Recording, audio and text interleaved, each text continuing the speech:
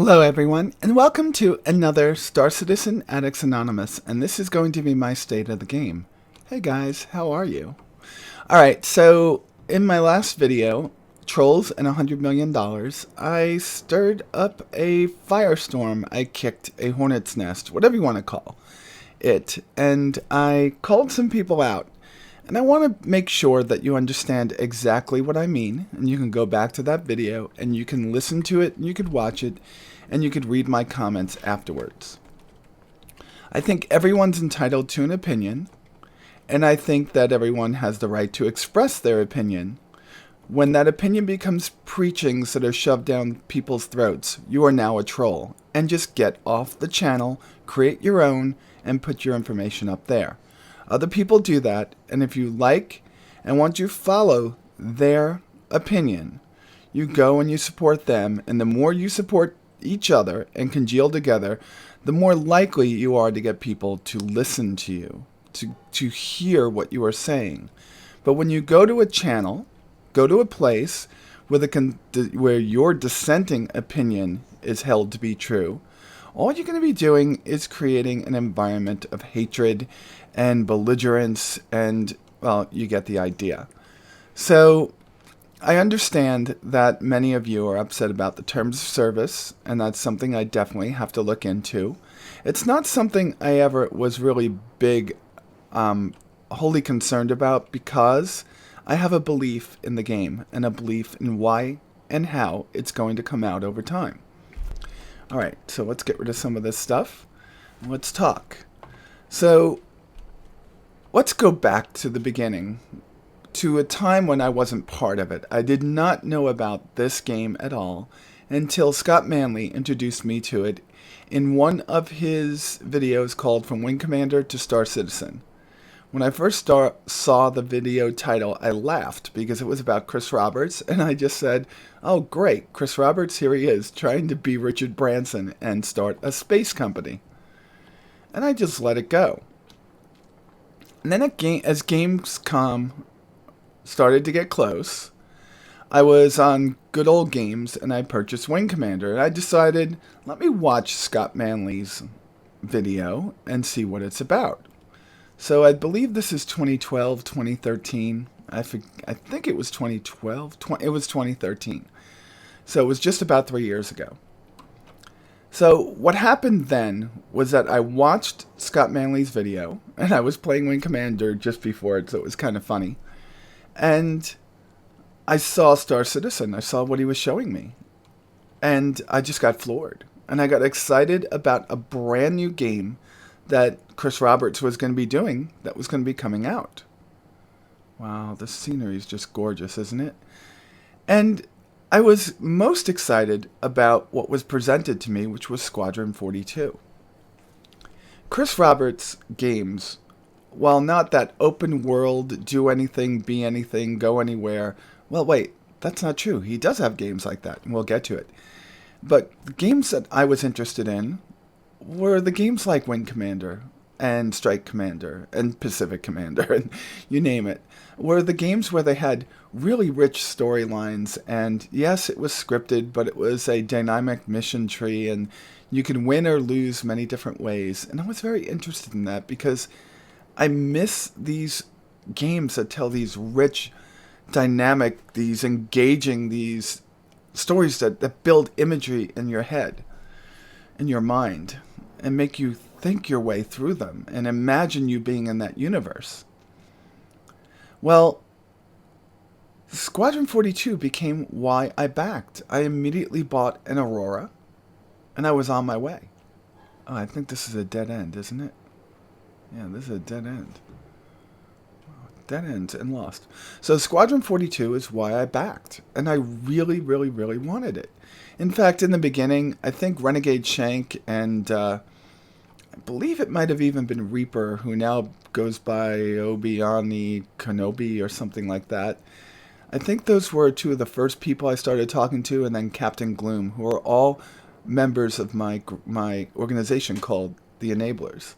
And that was the part that I was most excited about. But other people were excited about this Persistent Universe game that was also coming after Squadron 42. So I started following the game and very quickly went from having that Aurora to having a freelancer to having a rare Admiral package. And my friends who I made at that point were actually helping me get them with LTI. All right, so here I am. I have my constellation and I start Star Citizen Addicts Anonymous with episode 1, which has been lost, called the Admirals Club or something like that.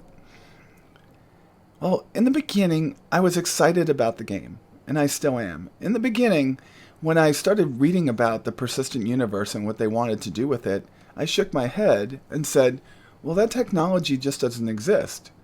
And then when I started listening to Chris, I started to get a little bit of, wow, that's out there. I don't know if we're going to be able to do all this.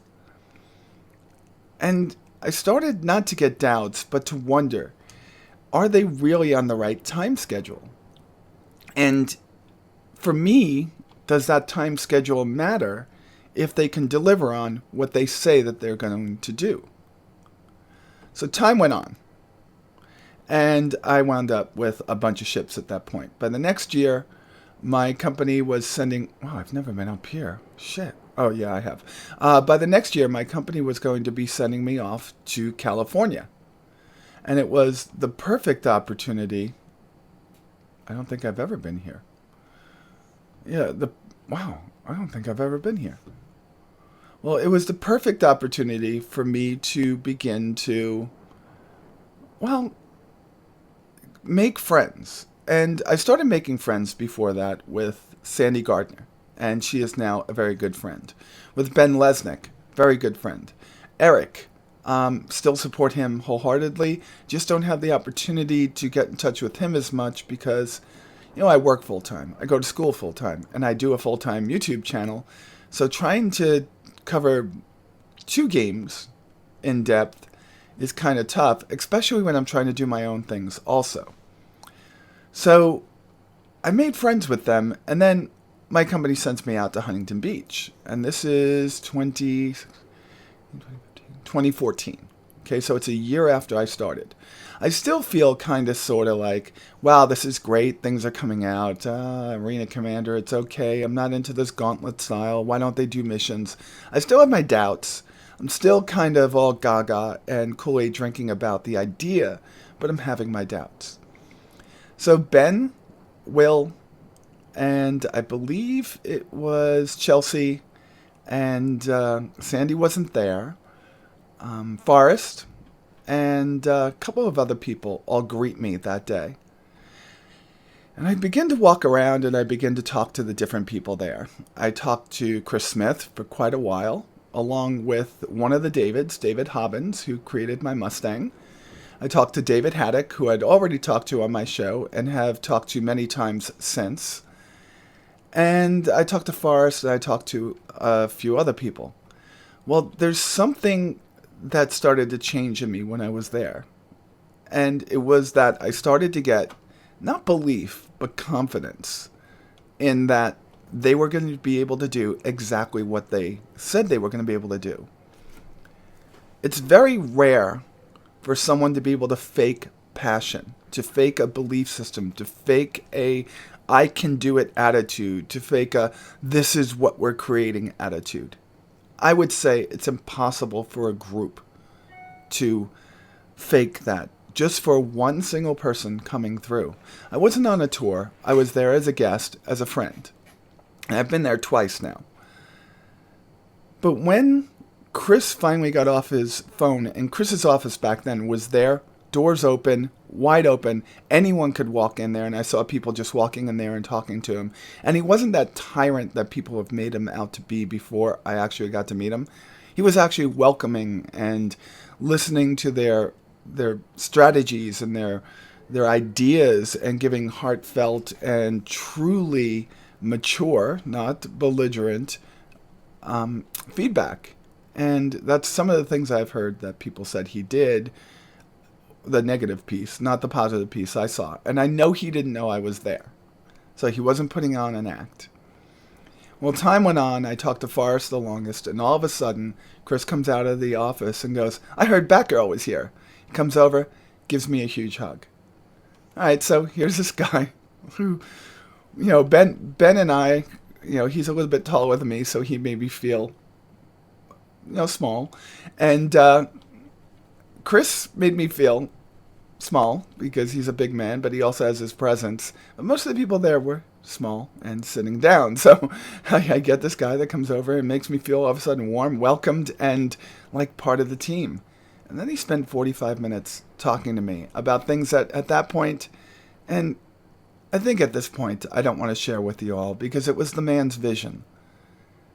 I work for a company of visionaries. I got an opportunity to hear and speak with one of the greatest visionaries of my lifetime.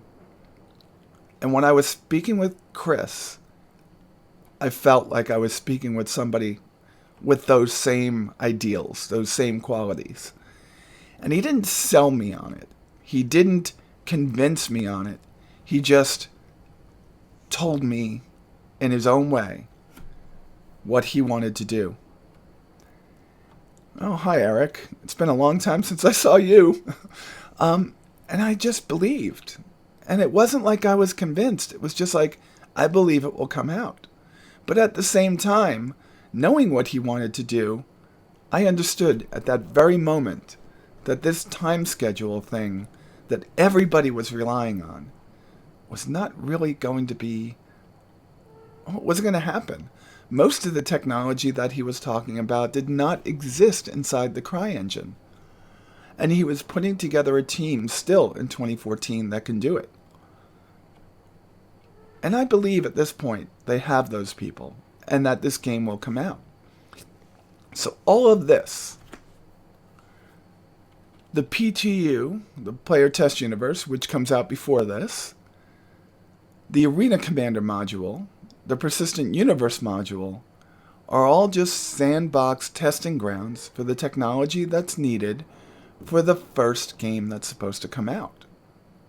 And that's Squadron 42. Now, the best part of this is that all this gets to be tested and worked out, fixed, bugs found before the actual $100 million game comes out. And that way, when we go to play that campaign as a UEE Navy pilot or Marine Corps pilot inside of Squadron 42, it actually works. And they could focus on the pieces that are most important, which are going to be the storyline, the part of it that I want. But the benefit is, at the same time, that when they're using this as a playground, a testing bed for Squadron 42, they're actually fleshing out the PU, Star Citizen's PU. So it's kind of an amazing thing that they're doing. What the hell? He looked like the Predator, didn't he? I don't know. But things come in short bursts, and then there's a long time between technology updates, and then short bursts. So Squadron 42, which started as, I believe, a 10-mission campaign, and there were going to be 5 episodes, is now a full game. In fact, I think it's 3 full games worth of missions coming at us over time. And that's expanded. We now have persistent planets. We now have more ships. Ships so big, they're as big as cities in some of the MMOs that you might be playing right now online. Like, I believe a Bengal carrier is going to be much bigger than the city of Ironforge in World of Warcraft. At least, that's my belief when I see how big that carrier is. So all this takes time. And you know what? A lot of us, because this world that we live in now has taught us to be impatient, because the games that we play today have taught us to be less than demanding for quality of games. Some of us, some of the people that are backing the game, are starting to feel a little bit jilted because it's not here now. So maybe they would want something that has a little bit less detail in it, a little bit less wow in it. And I don't know if that's exactly what I would want. Games today give up these rich storylines just to throw you into an environment where you could beat each other down and beat each other into submission. And I think that's broken people's belief system. It's broken their standards in what they look for in a game. When you look at how much money games like Call of Duty and Battlefield and Madden spend each year to give you a game that they had just been releasing for the previous 10 years, that have little difference but graphical updates and maybe a storyline with a major actor like Kevin Spacey, but still the same game. I mean, how many different ways can you do football or soccer, FIFA? But those games all get over $100 million a year for them to create. And here is a person creating not a world, but a universe that's going to stand the test of time. And people hold him, Chris Roberts and his company and his team, to a standard they don't hold people to in the industry when they just go run out and blindly spend $60 on a game they know it's going to suck. In fact, how about the movie industry that spends hundreds of millions of dollars on movies that just suck? I took my kids to one this weekend. It was supposed to be good. And mind you, I was on hydrocodone because I had my surgery. But oh my God, I couldn't wait to leave the theater. Independence Day, I couldn't wait for my independence from that freaking theater. But this is a game that we get to see and feel, experience, and give our opinion on. And they truly listen to us. They are 100% genuine in the way that they treat us as backers. Some of you are upset, and I understand that, because it's not coming out the way that you want it. But for others, like myself, it is coming out the way that we want it. And it is 100% okay for us to have different opinions. That's why this world works. And the country I live in, that's what it's made on. I mean, just look at our political system. Holy shit, nobody believes anything the other people do, so nothing gets done. So what should I do? Just jump? They won't even let me do it. I like where this game is going. And if you don't, and you really can't wait for it to be done, I don't know what there is for you to do, because I don't understand these terms of service that have changed and why it would be so bad. I mean, they talk about thousands or tens of thousands of people that want their money back. But every time I talk to somebody, they talk about how much they love what's going on. I'm a believer, okay? I'm sorry. There are people that couldn't get me to stop believing in God, even when I was born transgender, and I had a shit life up until the time I transitioned. And I had people that tried to get me to stop believing in the product that I push, which I never will. And I am not going to stop believing in Chris Roberts and company. And that's my choice. And if it's not your choice, you know what? That's okay. Like I said, choice in this world is something that you are granted just because, it's right. All right, I'm going to go look at some clothes, and let's talk about what's coming. All right, we crashed. How about that? Nope, that would have been funny as hell if I'm talking about how great this game is and it crashed, wouldn't it have? So over the coming weeks, they're going to have another sale. They're going to have a few ships that are thrown into the PU. I have no idea what the ship is that they're talking about that's coming out soon. We should have a preview of the female model. Thank God. Finally, a female model that will work, that will be out. I can't wait for that. And, of course, we drop down to 29 frames a second every time somebody pops into the universe. That is just not good. So there's a lot going on. But let me talk about me, okay? I'm starting another endeavor. I've already put up one episode, and it's my Dungeon Master, the making of a Dungeon Master. I have this series, and I work full-time, and school starts in a little bit over a month. What that means is you're probably going to get a lot of videos over the next 6 weeks. But as school starts to ramp up, and the Christmas season falls upon us, which happens very quickly, I may go back to the 3-show-a-week thing I used to do, where I'll do a Ben's Day, a State of the Game, and a third show once a week, usually inside the PU or one of the modules, and talk about where the game is going. And I think that will be a great schedule once we get to that. I'd like to thank all the new supporters of the show, but I'd also like to give a heartfelt, I'm sorry for your website going away. Max Strange, your site was amazing, and I wish I wasn't out with surgery and had done more to support it.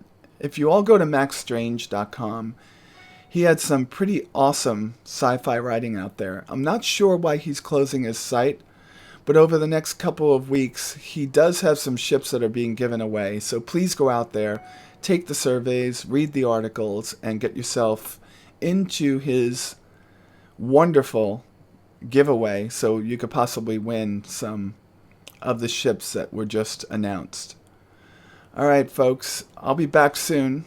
I'll probably be back on Monday. I canceled Ben's Day on Friday because of the shitstorm I created with my last video. But I do have an Ask Sandy and a Ben's Day scheduled to record on Monday, with Ben's Day coming out on Thursday as normal, and I will put out Ask Sandy on Tuesday. If you guys have any questions for either one of them, whether it be Benjamin Lesnick, you can leave it at starcitizenaa@gmail.com and put in Ben's Day. Or for Sandy Gardner, same thing, starcitizenaa@gmail.com and put in Ask Sandy as a subject. All right, folks, that's all I got. And I hope you were able to follow me through, but I believe in Star Citizen. And hashtag, I am a Star Citizen. With that said, you all be safe out there. And I'll talk to you soon. Bye.